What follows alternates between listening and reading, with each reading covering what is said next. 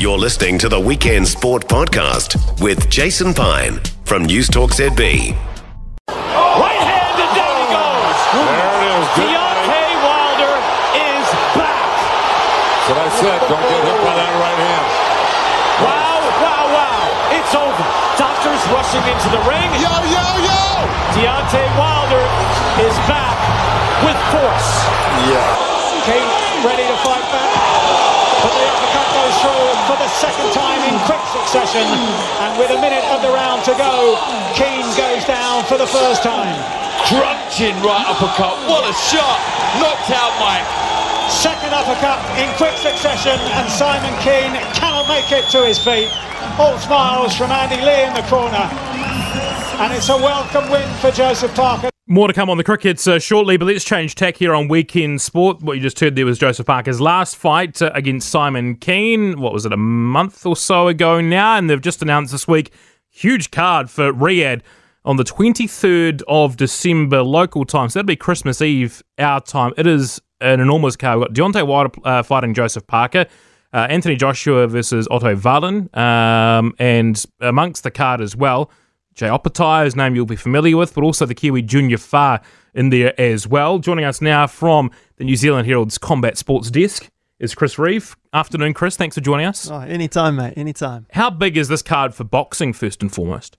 Well, I mean, it's huge. You never see names of this magnitude on the same card, and to this extent, like you look down the card, and like you mentioned, you got Wilder, you got Joshua, you got Wallin, you got Parker, you got Frank Sanchez, who's fighting Junior Fa. 2 world champions on this card as well, and they're not even headlining. So that just tells you the extent of the talent here. I know there's a double bill sort of for the top fight, but is Parker Wilder the bigger of the two? Good question. I think it really depends who you ask. I think the British fans obviously will be behind Anthony Joshua. Personally, I think Wilder-Parker is a more interesting fight, just given the power that Deontay Wilder possesses. It's a very scary fight, and I look forward to watching it. Which way, or how important is it for Joseph Parker? You know, in terms of his career, he sort of had to build back a little bit. Now he's got this chance again to fight one of the big names in world boxing. How important is this fight for Joseph Parker? Well, I mean, it's a huge fight, right? Deontay Wilder's a big name.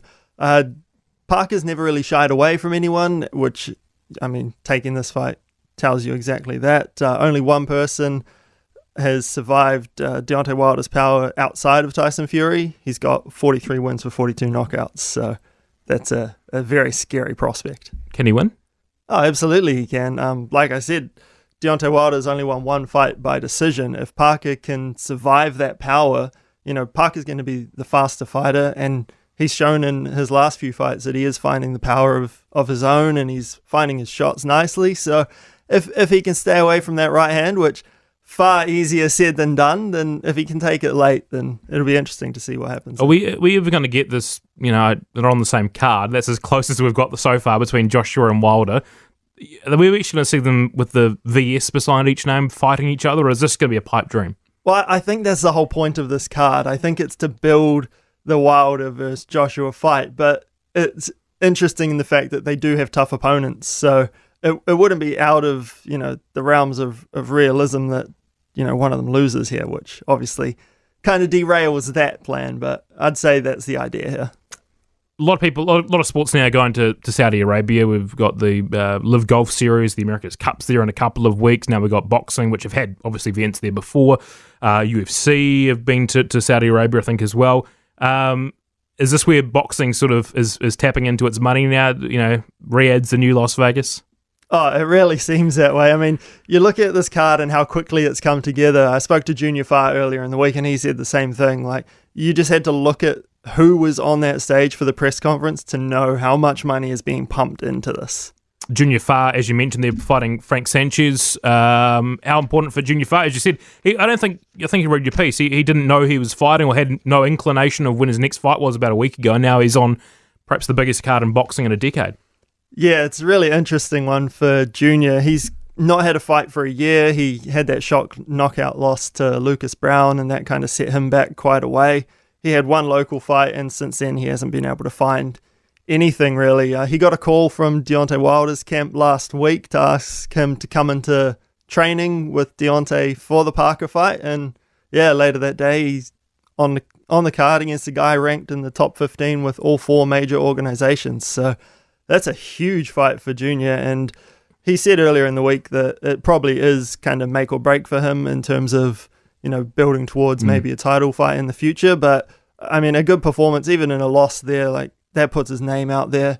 And if they're going to keep pumping money into boxing like this to get guys to fight each other, then it might not be kind of the end of the world like it has been in boxing for fighters who drop one fight and all of a sudden, people talk about their career being over. Yeah. It hasn't been much notice. As you mentioned, Junior Fa wasn't planning to fight a week ago. Joseph Parker was probably planning for another fight, but you just don't know. And he only fought about 3 or 4 weeks ago, I think the same day as the Rugby World Cup final. So it hasn't been long. Backing up quickly and also not having too long to prepare for fights, is that a bit of an issue for these fighters, or do you think they'll know what they're doing? I think it really depends on the fighter. You'd expect them to know what they're doing if they've just come off a fight as well and come through relatively unscathed. I guess the base will be there. Most of them will be in training camp kind of just to stay fit, so it's more just fine-tuning and game planning for the specific opponent. So I think you'll find they'll be all right. Very good. Christopher Reive, Day of Reckoning. That's what they're calling it. 24th of December, New Zealand time. Early morning too. Build up to Christmas. The day before Santa arrives, boxing fans are going to get a very early present. How good. Christopher Reive joining us from the New Zealand Herald. Thanks very much for your time talking boxing here on the show. For more from Weekend Sport with Jason Pine, listen live to News Talk ZB weekends from midday or follow the podcast on iHeartRadio.